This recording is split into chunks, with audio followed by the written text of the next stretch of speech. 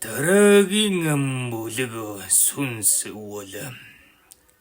Цагаан чивэж уулдаг. Харч болж уулдаг сүнс юм. Энэ сүнсүүдийг сармаг сүнс хэмээн нэрлэдэг.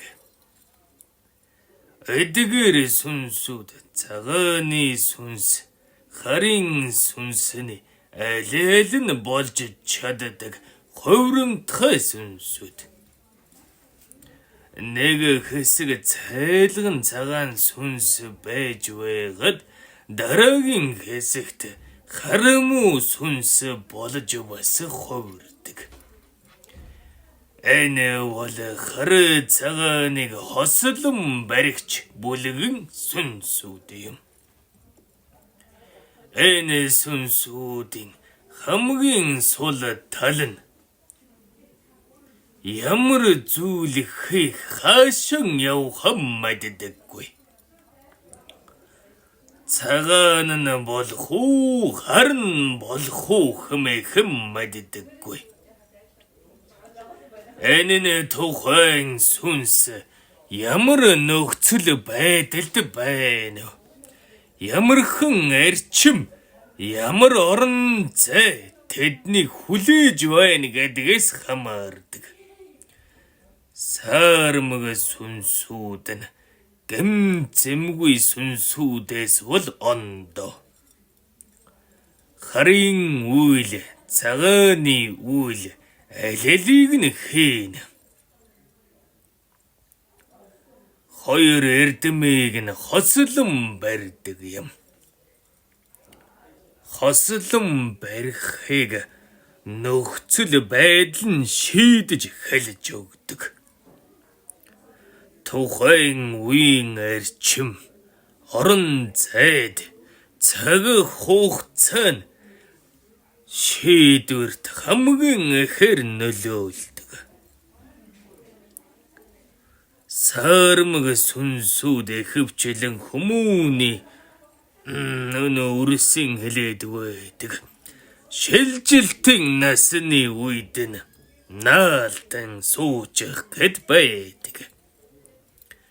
Сайн муу аль зүйлийг хийлгүүлэх боломжтой хамгийн эрсдэлтэй үе бол энэ үе юм.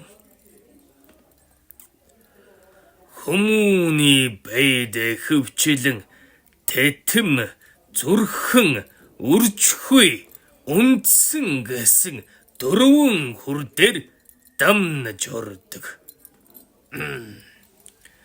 Сармаг сүнс нь дараах бүтэцтэй байна.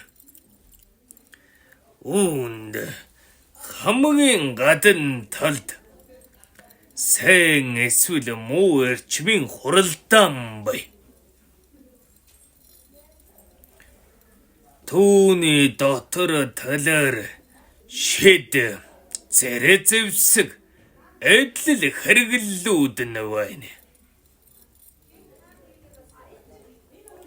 Түүний дотор талд хар, цагаан хоёр сүлэлцсэн дөрвөн давхар ам бай.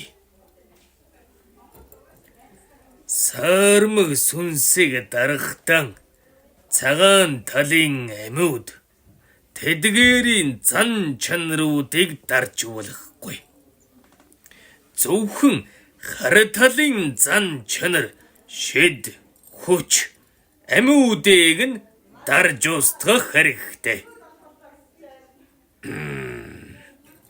Энэ төрлийн сүнсүүдийг зэрэг зэвсэг, шид, эрчим гурваар хослуулж дарна. Үүнийг дарахад мэлминий хүч, мэдрэмж, дайны ухаан их шаарддаг. Энэ төрлийн сүнсүүд хүмүүний махан байд шингэж наалтвал тухайн хүмүүний сурч мэдэх хүслийг нь буруу зам руу хөтлөнө. Сурай хичээ хийсэн бодол санаа тэмүүллийг нь буруу зүйл рүү чиглүүлдэг. Үндсэн зөв байвч сонголтон буруу хийж буруу үйлдэлүүдийг хийдэг. Хүмүүний махан байд илэрх өвчин зовлон гэвэл хаян унаж татна. Гэнэтхэн өвдөн. Өвдөлт нь давтамжтайгаар дахин давтагддаг.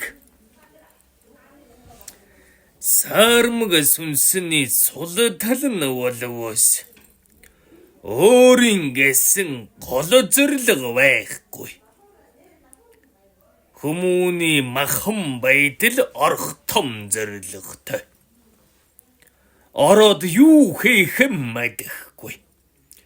Яаж хөтөлж авч явах ямар зүйлс өрнүүлэх нь ч мэддэггүй. Зэвсгүүд нь эхвчлэн хүлээс уяа дүнг тушаа байна.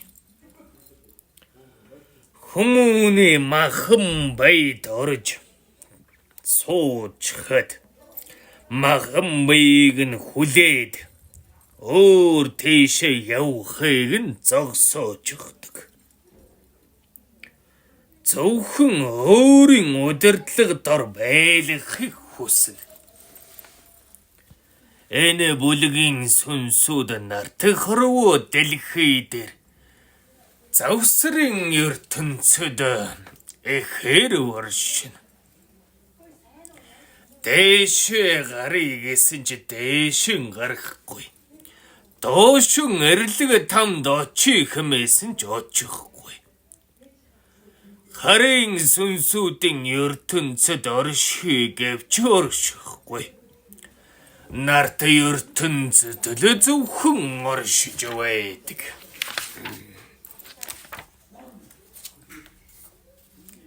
Энэ бүлгийн сүнсүүдийн үүсэл гарвлын тухайд бол нартын үрсэд сорил шалгуур тавихаар анхандан үүсэн бий болсон юм. Тэр сорил шалгуур нь явсаар байгаад хүчрхэг харамун сүнсүүдийн том бүл болж хувирсан юм.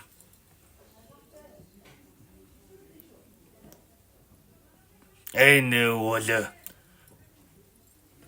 хүмүүний оюун бодол санааг нь шалгаж сориж далдын мэдлэг мэдрэхүй шинжиж үзэх зорилгоор анхандан үүссэн. Одоо ч тэр зорилго дүүргэж яваа.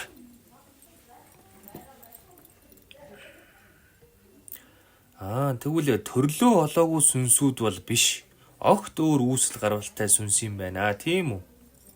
Хайда, тэгэлгүй яах вэ? Төрлөө олоогүй сүнс бол гэмэзэмгүй сүнсэнд багтана. Сармаг сүнс бол ашигтай ашиггүй холимог чадалтай сүнс. Сармаг сүнсүүдийг хар сүнсүүд ашиглах тохиолдол байдгүй. Тэр бүр ашиглаад байхгүй. Зарим үед тэдний хооронд эрчмийн солилцоо явагдаж байдаг.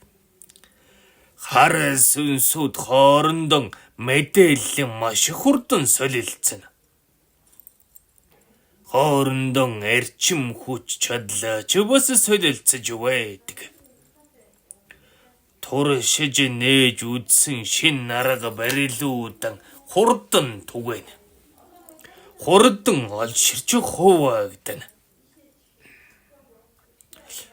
Хар сүнсүүд сармаг сүнсүүд юм болов таны саяны хэлсэн нь? Хар сүнсүүд бүгдээрээ Энэ сармаг бүлгийн сүнсүүдийг юу гэж нэрлэдэг вэ? Өнөө цагт мэдэх үрс ховор болов уу даа гэж бодлоо. Тэгэлгүй яах. Үүнийг овгод бэд зөвхөн Тэнгэрийн нэр шилээр нь л нэрэлнэ.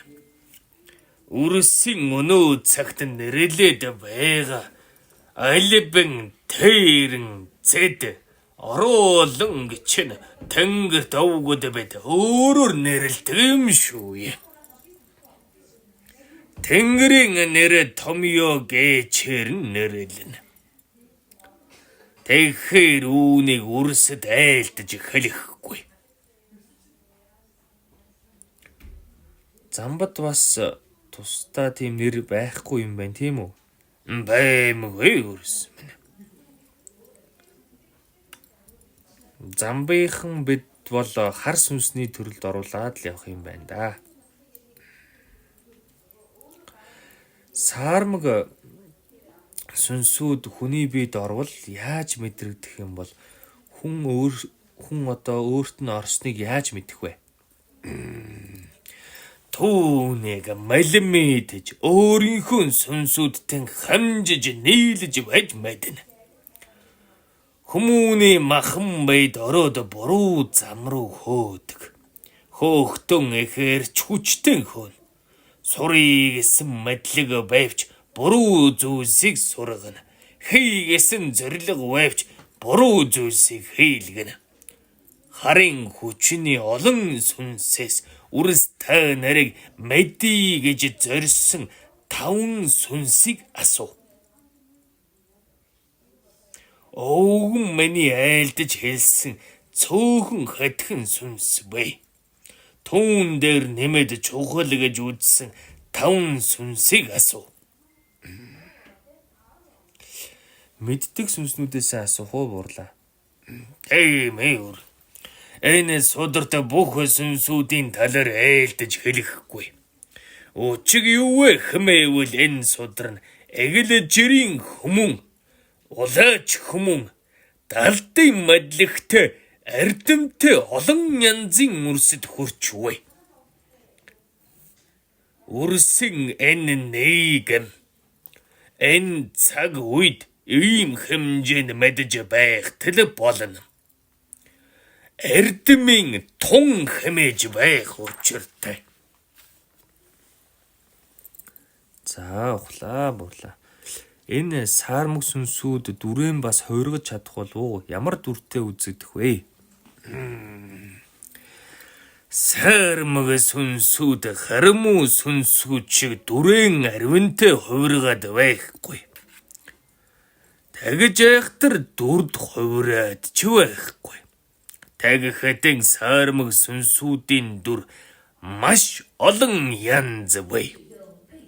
Зарим нь хүмүүний хамгийн муу дүртэй дөхүү байна. Зарим саарал сүнс хараму сүнс шиг. Зарим нь сүнс гэхэд хэцүү дүртэй.